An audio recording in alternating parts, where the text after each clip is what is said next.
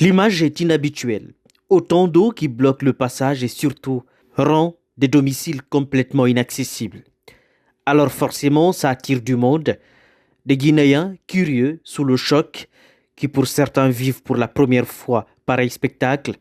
Tristes, les sapeurs-pompiers sont présents sur les lieux. Depuis 3 heures du matin, on est sur pied. Je fus informé par les voisins. On est venu du coup, on a vu une grande inondation de part et d'autre.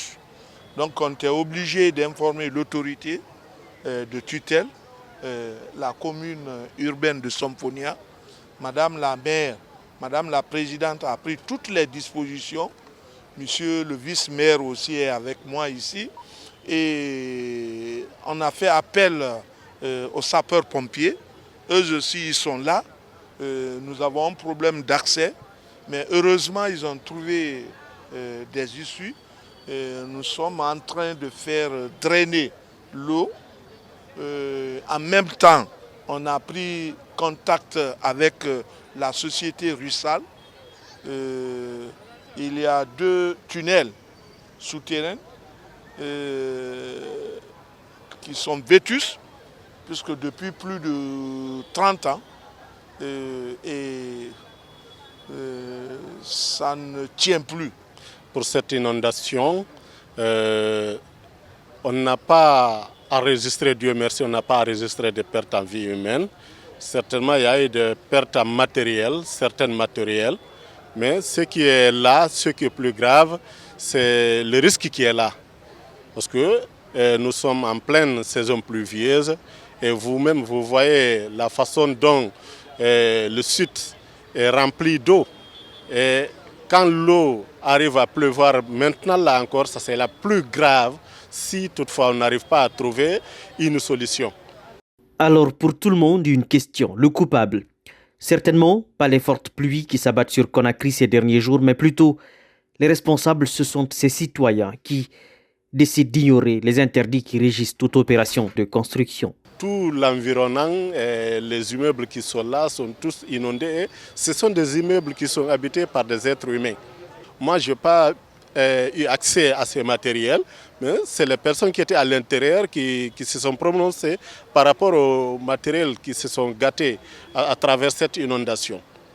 Donc, mais pour le moment, vous-même, vous voyez les sapeurs-pompiers, les policiers, la gendarmerie, la commune de Somfonia, les autorités du quartier de Somfonia gardées, les citoyens, tout le monde s'est mobilisé pour avoir une solution, non seulement pour évacuer cette eau stagnante qui est là, et dès après ça, on verra qu'est-ce qu'il faut, et c'est après ça encore qu'on fera le vrai constat des matériels qui sont perdus là-dedans. Mais certainement, il y a eu des pertes en matériel.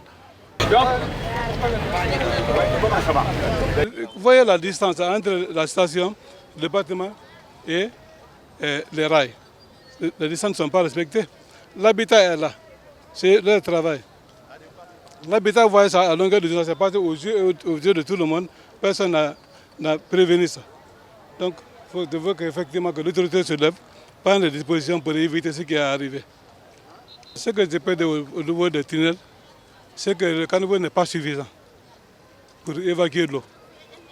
Sinon, si c'était aussi préparé conséquemment, parce que ça s'est fait à l'époque, on ne s'attendait pas qu'une construction allait avoir à côté. Ça ne s'est jamais arrivé, c'est maintenant que ça arrive. C'est parce que ça n'a pas été prévenu. Ils ne sont pas respecté la distance entre les rails et le lieu de construction. Ça n'a pas été observé. Finalement, au-delà des nombreuses règles à observer, l'absence de contrôle et d'implication des autorités compétentes reste aussi une sérieuse préoccupation, soulignent les riverains. Des maisons toutes proches des rails, des chantiers érigés au cœur de sites en principe inhabitables, des ordures, autant de situations qui font de ces inondations un véritable problème qui peut néanmoins, avec un peu de rigueur, être stoppé.